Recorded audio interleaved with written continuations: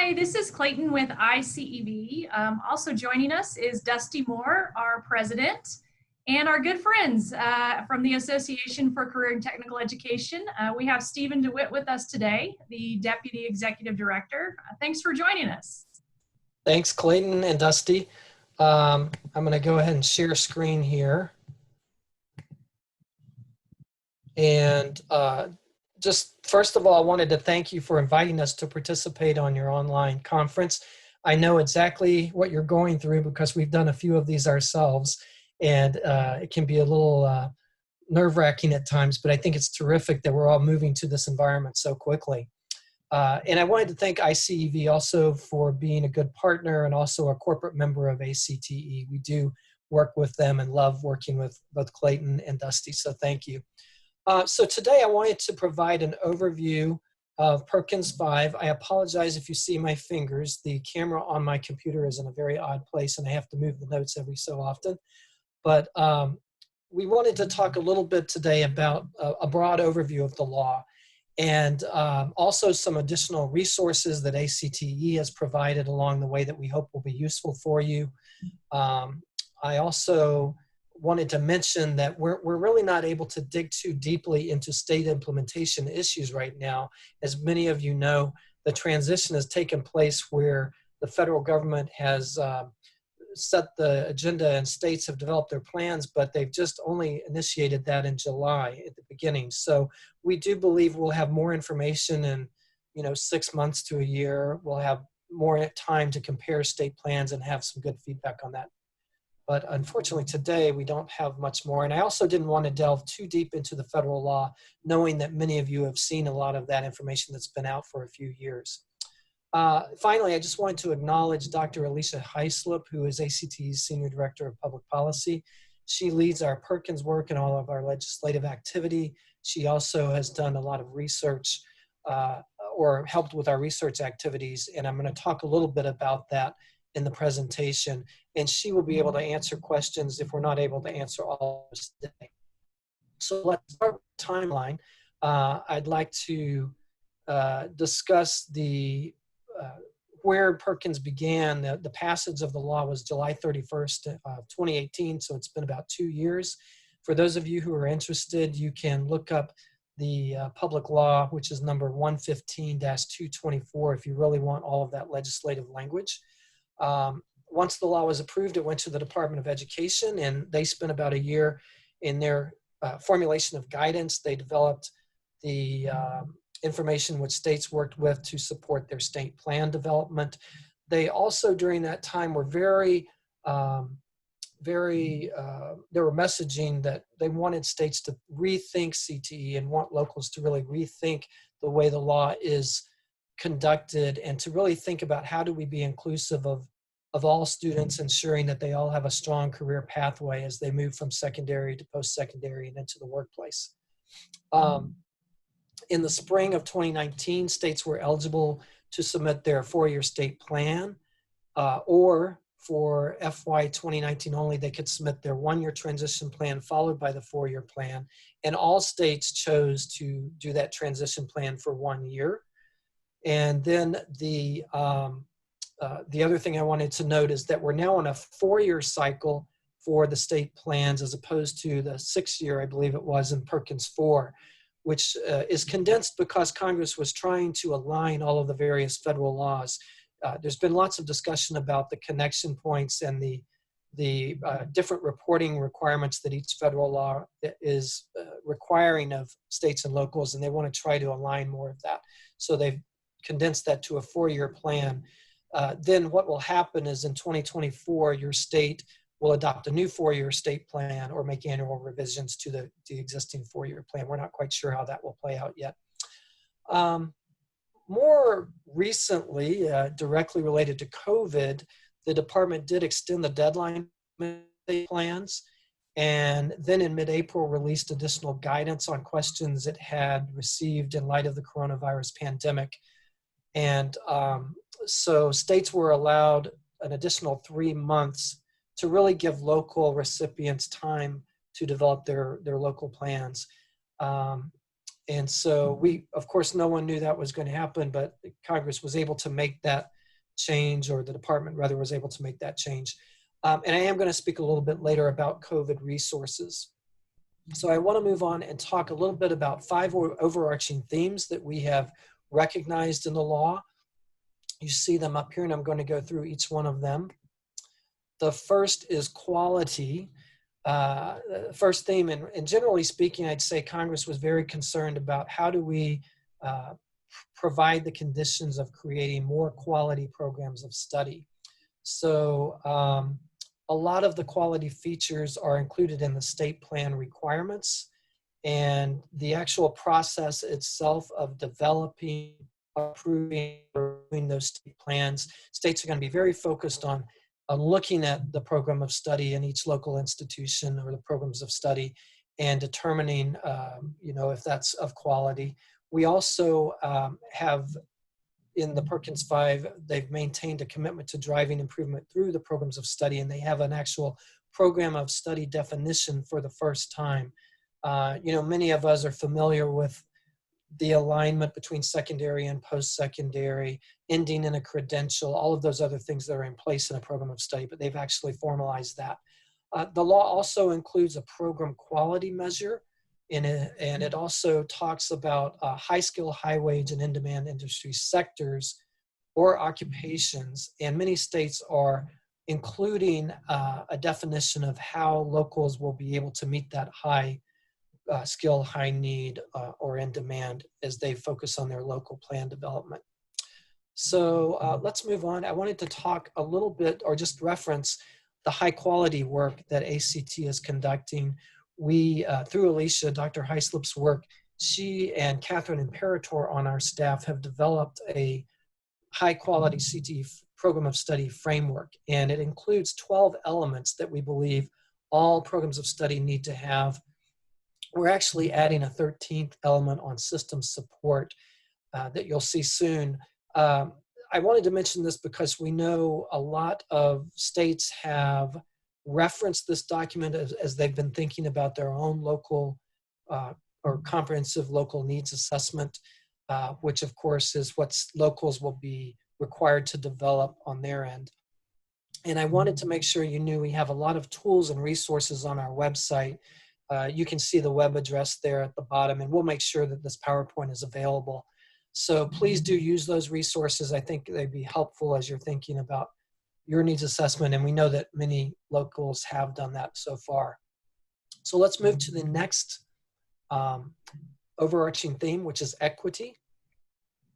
The Perkins V requires some additional disaggregation and reporting of student groups. Congress was very focused on ensuring that not only the quality of programs is there, but we have those programs open to more students and available. So there is more in terms of accountability in the law related to that issue. There are also some new special population categories in the law that are identified, including homeless individuals and youth with parents on active duty in the armed forces, as well as youth who are in or who have aged out of the foster care program. So those are 3 new special population categories that schools will need to be concerned with. The state leadership funds that are available to states also included some changes in their set-asides. There was already in Perkins 4 a cap of 1% on the set aside that would be to support students in state correctional institutions, juvenile justice facilities, and other institutions with students with disabilities. And that cap has been raised to 2%. In addition, there's another set aside on recruitment of special populations, and it sets the floor that you have to spend at only 0.1%. But the messaging is there that you really need to be focused on all of these different populations. And states can choose to spend more money in that area if they would like to.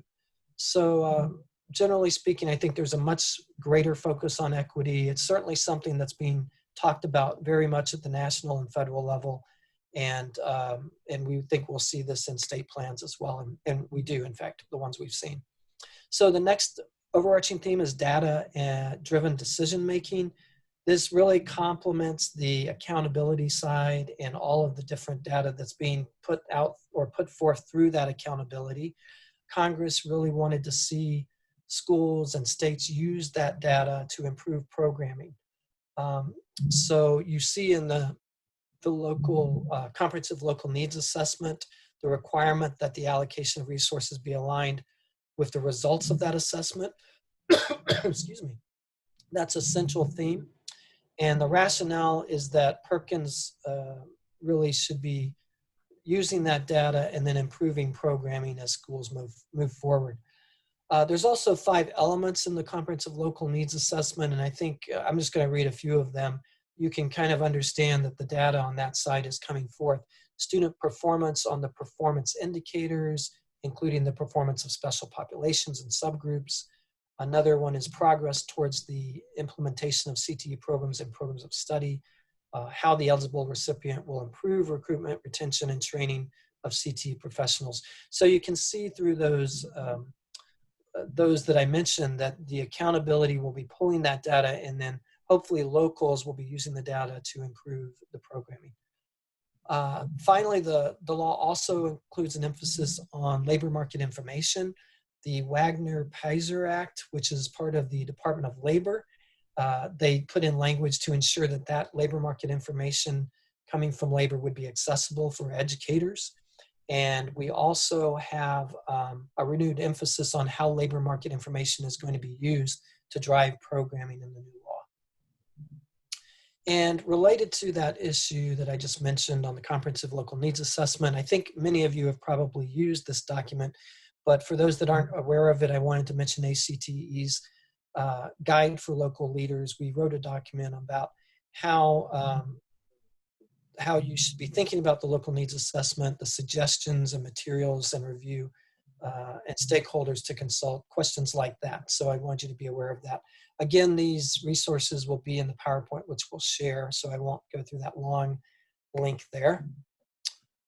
2 more themes I wanted to talk about. One is systems alignment, and we've already referenced this earlier, where I discussed that many of the federal laws have different requirements, and Congress was intent on seeing those laws work better together. So they have included language in the Perkins V Act that align to some of these other bills, such as the Workforce Innovation and Opportunity Act, the Every Student Succeeds Act. There's also the connection between secondary and post-secondary education, which is emphasized. I know that ACTE, as we were going up to the Hill, we're talking a lot about really the cutoff or the disconnect between secondary and post-secondary CTE programs of study. And Congress would like to see more of a connection there. So they have allowed local planning to occur between those institutions. They encourage that. They would also allow pooling of local funding for professional development. And then finally, our last theme is career guidance and advisement.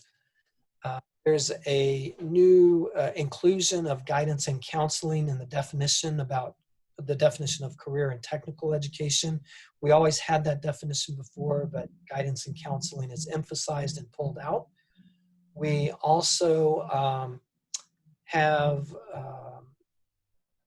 in the new law, we've also got many references to the guidance and development incorporated into the state plan and the local needs assessment again. And finally, there's a new section on middle schools where states are allowed to spend money down to the 5th grade level. With that said, that is still going to be a state decision. And so you'll want to check in your state plan if you're in middle school to make sure that you can use money for those purposes. So that will vary from state to state. Next, I just wanted to talk a bit about the state plan approval process. And you see the map here that's on the U.S. Department of Education's website. All plans in all states except California have been approved as of about a week ago. California will be finalizing theirs. They just were given a little more time in the transition, and will be, theirs I'm sure will be approved soon. Local institutions, I know many of you have already worked on your comprehensive local needs assessment and submitted those local applications to your state. It's really critical now, I think, to review those in light of the COVID situation and really think through all of those things that were in your plan to make sure that you can accomplish them now. July 1st was when the state plans went into effect. So as I mentioned early on, we're in the very early stages of this new law being implemented. And then one thing I really wanted to emphasize is that state plans are where the majority of the details that you are going to be concerned with at the local level reside. They reside in that state plan. The federal law does set a framework for how states need to meet that the requirements around CTE, but the state plan contains all of the details. I can tell you when we receive calls from members of ACTE about Perkins, 9 times out of 10, they are asking a question that relates to the state plan. And 9 times out of 10, we don't have that answer because we're not at the state level and we just aren't able to cover all of that space. But I just really can't overemphasize the fact that the state plan is where it's at right now. I did want to talk just briefly about some COVID resources that ACT has produced. Also mention that the CARES Act, I think everybody knows, Congress approved the CARES Act, which allowed transfer of some funds between Perkins and other federal laws. It allowed states some flexibility in that area. The Congress is also now working on some additional bills and legislation, and we expect them to get back to that in later July.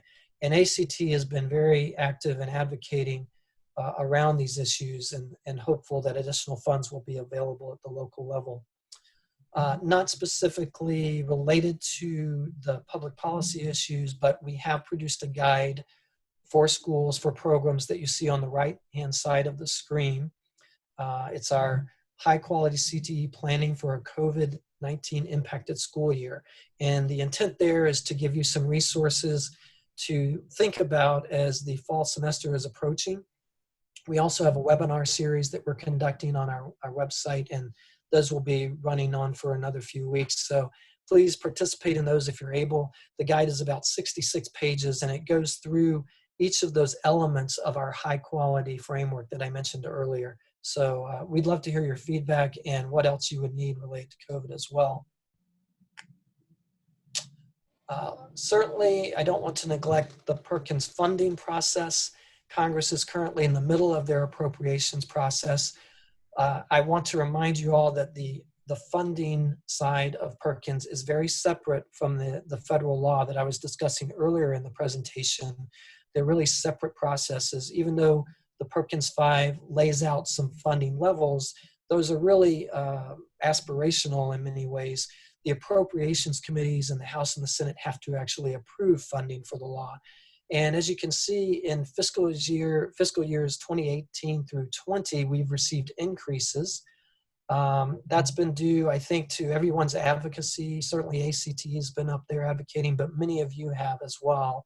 If you're not advocating, we implore to you to really reach out to your legislators and discuss with them your programs and where your needs are, especially during the COVID time right now. That's really going to impact them the more they hear from people. The other thing I wanted to mention is the House subcommittee just, I think it was yesterday, approved their level of a $18 million increase for Perkins. It's a really tough budget time, but we're hoping that might be increased in the Senate, which has not yet gotten to their legislation. And I wanted to also note that President Trump, included $680 million in his budget, which was a terrific increase we were very excited about. The challenge, however, is that Congress is bound by budget caps. So they went about as high as they could in the overall education funding in the House side. And now we're hoping the Senate will at least match that or go even farther for CTE if they can. Finally, in closing, I want to make sure you're aware that we do have Perkins Resources, and we have a Perkins guide that you see on the right side of the page here. If you're someone who's interested in getting that full text of the legislation or a lot of background on the different aspects of the sections of the legislation, Alicia wrote this guide and put that out right after the law was passed. We'd love to hear your questions through our hashtag AskPerkins5 and through our Twitter account at AskPerkins5. And we have information here if you'd like to contact us. We'd love to hear your questions because your questions really inform us and help us to better understand where other people may be having issues as well. And then do use all of our key policy resources as well. Most of these are open to anyone, whether you're a member or not. We have a running thread on coronavirus right now via our CTE Policy Watch blog, and that blog is updated on almost a daily basis, if not weekly. So you can really understand what we're working on and what's happening at the federal level in Washington. You can also sign up for legislative alerts and a number of other things there. So I'm not sure how much time we have left, but I am completing the program now. I've got both my address and Alicia's email address up there. Best of luck as the new school year is moving on, and hopefully you're having a restful summer in preparation for that. Thank you. Thanks, Steve. Very informative presentation. And as Steve mentioned several times, we'll have this posted for you guys as a resource. And then always make sure to go to those valuable resources that ACT puts together. They put a lot of time and effort in those, and they're very, very helpful and address a lot of topics, particularly as Steve was mentioning the COVID situation right now. And so I've been on some of those sessions that you've put out, and they're really helpful. So make sure to go to their website and access all of those. So if everybody will hang tight, we're going to enter the Q&A portion of our session. Just one moment.